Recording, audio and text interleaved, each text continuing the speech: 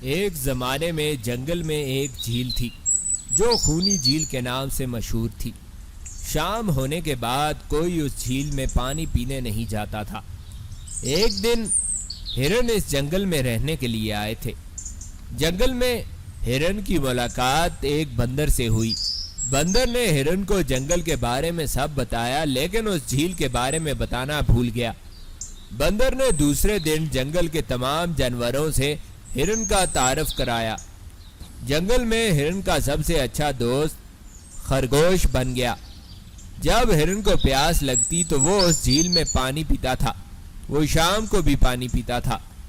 ایک شام جب وہ اس جھیل میں پانی پینے گیا تو جیسے ہی وہ پانی میں منہ ڈالنے ہی والا تھا کہ اس کی نظر ایک مگرمچھ پر پڑی جو بہت تیزی سے اس کی طرف چلتا آ رہا تھا۔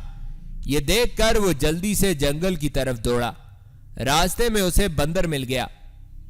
بندر نے ہرن سے اتنی تیزی سے بھاگنے کی وجہ پوچھی۔ ہرن نے اسے ساری بات بتا دی۔ بندر نے کہا، میں آپ کو یہ بتانا بھول گیا کہ یہ ایک خوبصورت جھیل ہے، لیکن شام کے وقت یہ انتہائی خطرناک ہو جاتی ہے۔ جو شام کے بعد جھیل پر جاتا ہے واپس نہیں آتا۔ بندر فوراً سے بولا، لیکن اس جھیل میں مگرمچھ کیا کر رہا ہے؟ ہم نے اسے کبھی نہیں دیکھا۔ اس کا مطلب یہ ہے کہ مگرمچھ تمام جانوروں کو کھاتا ہے۔ وہ شام کے بعد جھیل میں پانی پینے آتے ہیں۔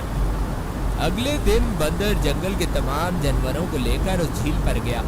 مگرمچھ نے تمام جانوروں کو آتا دیکھ کر خود کو چھپا لیا، لیکن مگرمچھ کی کمر اب بھی پانی کے اوپر دکھائی دے رہی تھی۔ سب جانوروں نے بتایا کہ جو چیز پانی کے باہر نظر آتی ہے وہ مگرمچھ ہے۔ یہ سن کر مگرمچھ نے کچھ نہیں کہا۔ خرگوش نے اپنے تیز دماغ سے سوچا اور کہا کہ یہ کوئی پتھر نہیں ہے، لیکن ہم اسے تبھی قبول کریں گے جب یہ خود بتائے گا۔ یہ سن کر مگرمچھ نے کہا، میں ایک پتھر ہوں۔ تمام جانوروں کو معلوم ہو گیا کہ یہ مگرمچھ ہے۔ خرگوش نے مگرمچھ کو بتایا کہ تمہیں یہ تک نہیں معلوم کہ پتھر بولتے نہیں ہیں۔